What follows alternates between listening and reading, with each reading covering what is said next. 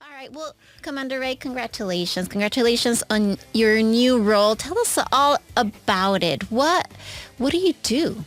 Well, thank you very much. First, I want to say something a little serious. Yesterday, 22 veterans committed suicide. And today, 22 veterans committed suicide. And unless we do something about it tomorrow, 22 veterans will commit suicide.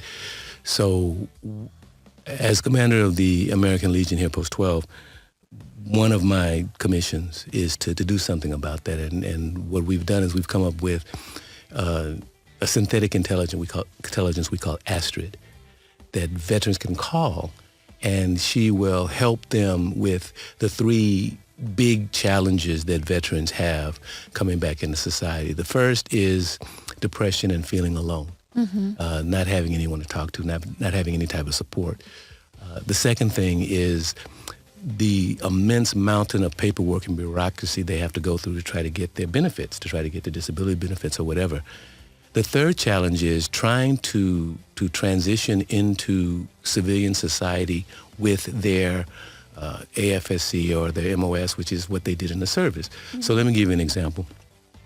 Say we have a whole new generation of veterans now that are coming from Afghanistan and Iraq, and these are younger people, well-educated, a lot of women, a variety of different types of people.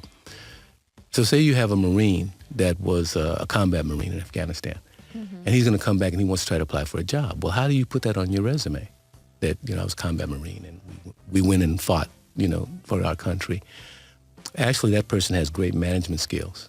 They have logistic skills. They have organizational skills. They have discipline.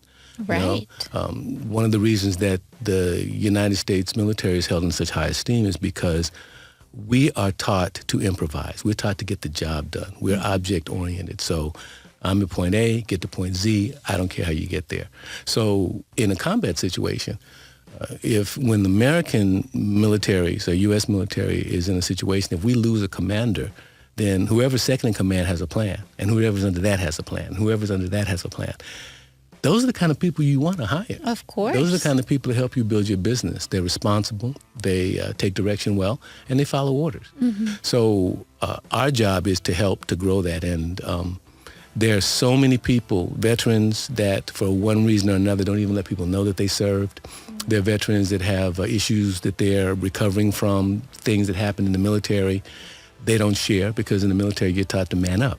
Right. So you might have hurt your back, you might have hurt your shoulder, and you might be in severe pain and on medication, which is another set of problems, right?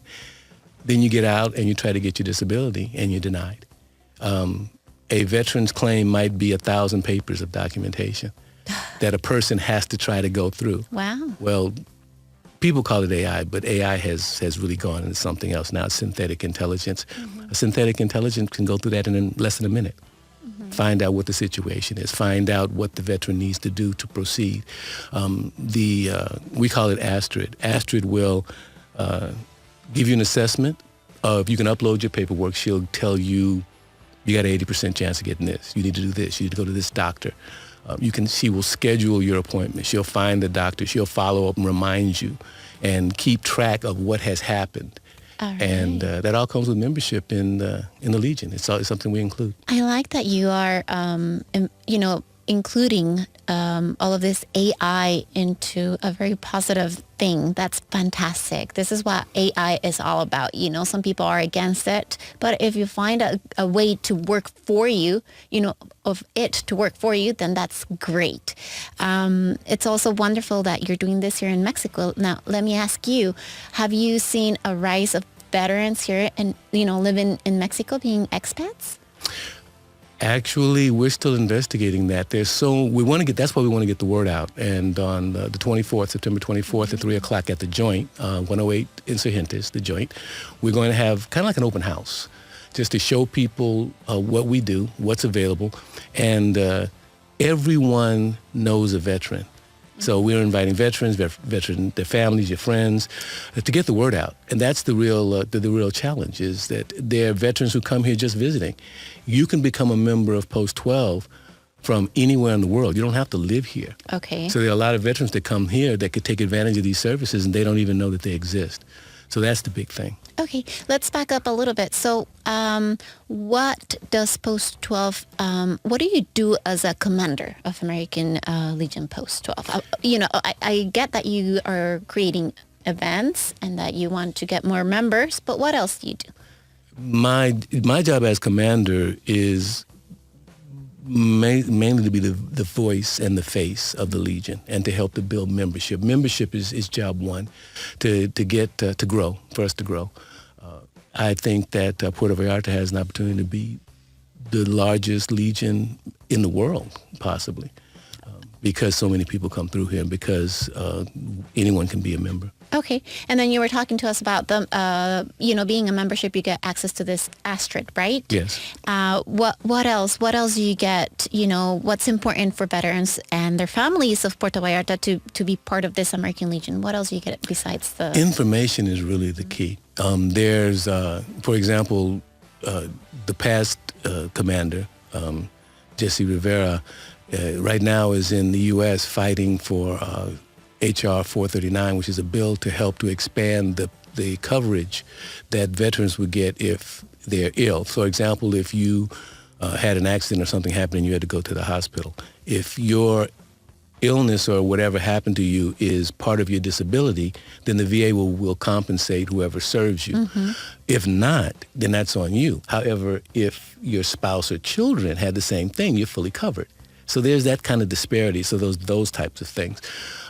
Also, there's so many benefits available that veterans are not aware of. There are loans and grants for getting into business. There's mortgage help. There's medical assistance. There's psychological assistance. There's all these different services provided by the government. And it's really crucial right now because of the things that happen politically where there's being cut back on staffing and things are being changed so quickly that it's putting even more of a burden on veterans to get the things that they need. And that's what the American Legion is all about. So my job is to help to facilitate that, to do everything I can to get the word out and to get the veterans the benefits that they need. I like it. Thank you so much for doing that for, these people and those harsh numbers that you mentioned at the beginning. Those are important to take a look at.